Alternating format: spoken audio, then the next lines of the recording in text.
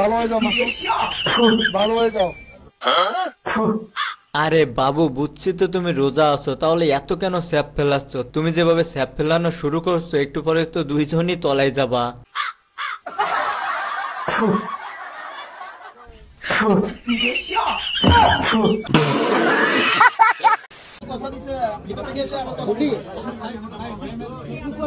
তেমন কিছু না, রোজা রেখে কেক খাওয়া ডিজিটাল পদ্ধতি।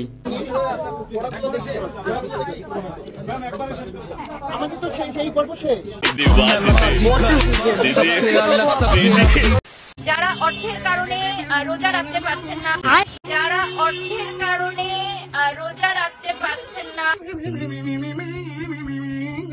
এটা কোনো কথা না, বা রোজা রাখছেন ইফতার করতে পারছেন না, আমাদের হ্যাঁ এবার ঠিক আছে, এটা বলতে পারেন যে রোজা আছেন ইফতার করতে পারছেন না, কিন্তু অর্থের অভাবে ইফতার করতে পারছেন না, এটা আবার কোন ধরনের কথা?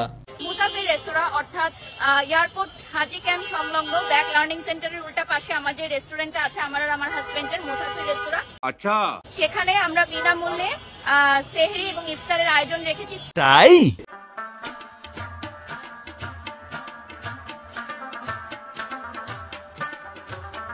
এরকম দানশীল এবং ভদ্র মেয়ের জন্য এরকম হুজুরি ঠিক আছে। তো গেছে এই হুজুরের সাথে আপুর মানাবে না? ইয়েস।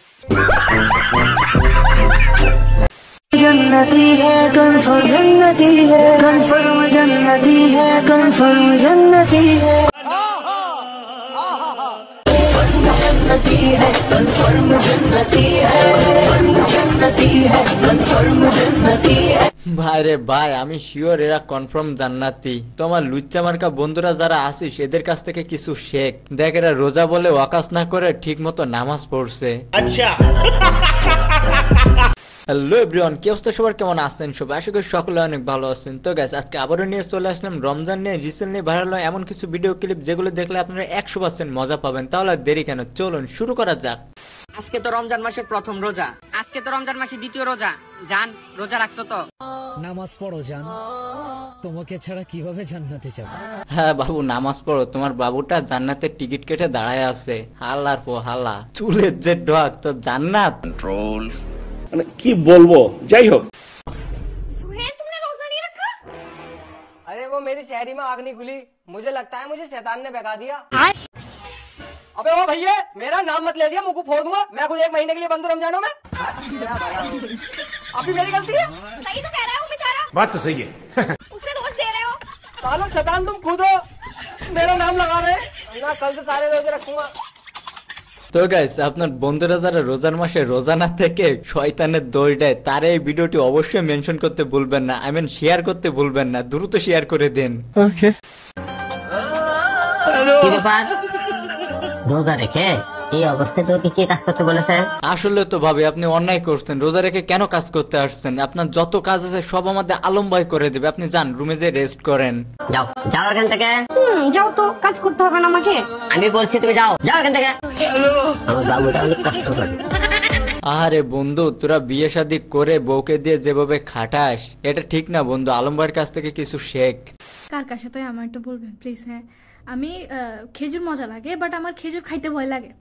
কেন জানেন, কেউ যদি আমার সামনে খেজুর রাখে তাহলে আমার হ্যালুসিনেশন হইতে থাকে, কি খেজুর গুলো এখন তালা পোকা হয়ে আমার উপর উঠবে। গাইস এটা কোনো কথা? তারপরও গাইস আপনাদের কারোর সঙ্গে এমনটা হয়ে থাকলে অবশ্যই একটু কমেন্টে জানিয়ে যাবেন।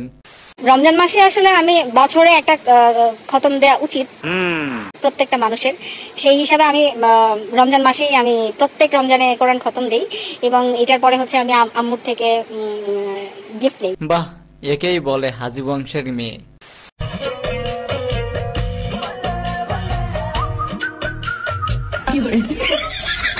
তো আমার আপুরা যারা আছেন আপনারা কি ইফতারের পরে এমনটা করে থাকেন? আপনারা যখন মুনাজাত করেন আমি কিন্তু আমিন বলতে পারি না, আমি কিন্তু কোনো আলেমের মুনাজাতে আমিন বলি না। আচ্ছা বাহ দাদু, তাহলে তুমি মুনাজাত শেষে কি কও? কারণ এই ছেলেটিকে শিখিয়ে দেওয়া হলো যে হে আল্লাহ আমি পাপী, তুমি দয়া করো মাফ করো না। আল্লাহর রহমতে আমি পাপী নই, একজন মাসুম মানুষ পাওয়া গেছে, ক্ষমা প্রার্থী আমি নই। ক্ষমা চাই অপরাধী, অক্ষরে গোনা নাই, মাত্র ইয়া বসে। বাহ, এতদিনে একটা নিষ্পাপ মানুষ পাওয়া গেল। ভাইরে ভাই, এই নিষ্পাপ মানুষটা এতদিনে কোথায় ছিল?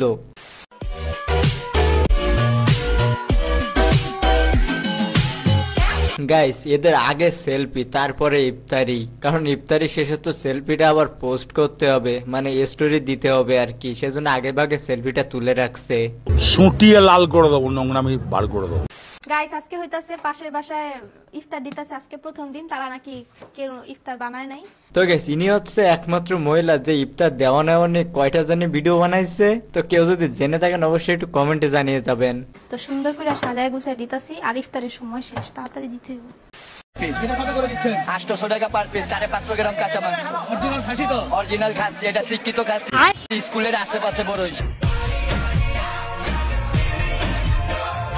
তাহলে মামা শিক্ষিত খাসিটার এখানে রান্না না করে এসে বিসিএস ক্যাডারটা তো শেষ করাতে পারতে নাকি? কালকে রোজা, আর আমার শ্বশুর বাড়ি থেকে ঘোড়া দুধ পাঠাইছে। এই যে দেখেন একটা পলিথিনের মধ্যে বইটা কেজি হিসাবে মনে ঘোড়া দুধ কিনছে। তো বরিশালে বিয়ে করার আগে সবাই সাবধান, ঘোড়া দুধ কিন্তু এরকম পলিথিনে করে পাঠাইছে।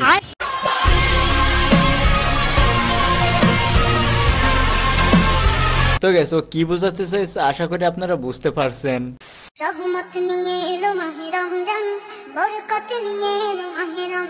তো গাইস কিছু মনে করলে হবে না, কারণ ও টিকটকার, আর টিকটকাররা কিন্তু ব্যাকগ্রাউন্ডে মিউজিক যেটাই বাজুক না কেন, গজল কিংবা গান, তারা এভাবেই হাঁটে। ঠিক বলেছেন। তাদের পরিবর্তনটা কিন্তু খারাপ লাগছে না। তো চলেন পরিবর্তন হওয়ার আগে কেমন ছিল একটু হালকা পাতলা দেখে আসা যাক।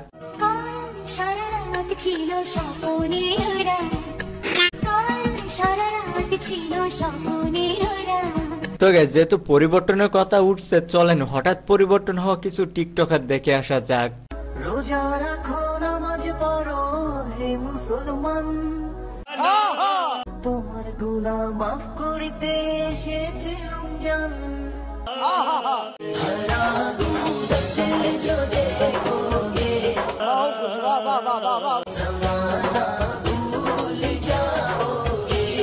গাইস সে হয়তো বা জানে না হেজাবে তারে কতটা সুন্দর লাগছে, সেটা যদি জানতো তাহলে আর নোংরামি মার্কা ভিডিও বানাতোই না।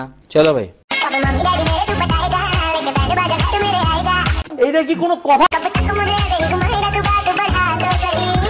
কি মানুষ রে বাবা। রোজা রেখে গার্লফ্রেন্ড অথবা বয়ফ্রেন্ডের সাথে কথা বললে রোজা ভেঙে যাবে না। রোজা ভেঙে যাবে, অনেকে মনে করে রোজা ভেঙে যায়, কিন্তু আসলে রোজা ভাঙবে না।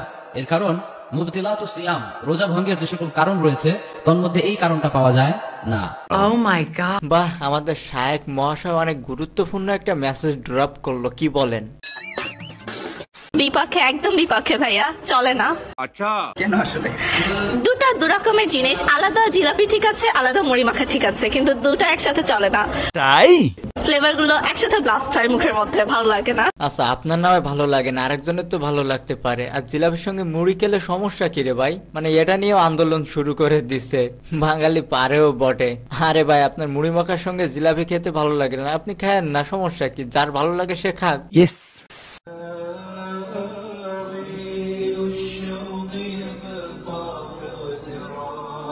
এইটা কোনো কথা?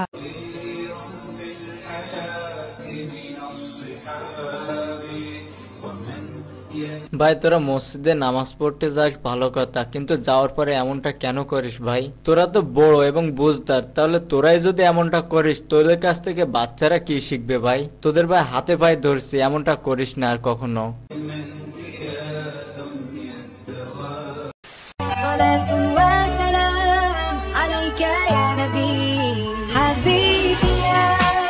গাইস এটা আমার লাইফে দেখা সব থেকে সুন্দর ভিডিও। আর ভাই তোরা যারা মসজিদে গিয়ে এরকি ফাজলুমি মারছিস নামাজ না পড়ে, তারা এই ভিডিওটা অবশ্যই একটু মনোযোগ সহকারে দেখবে আর কিছু বোঝার চেষ্টা করবি।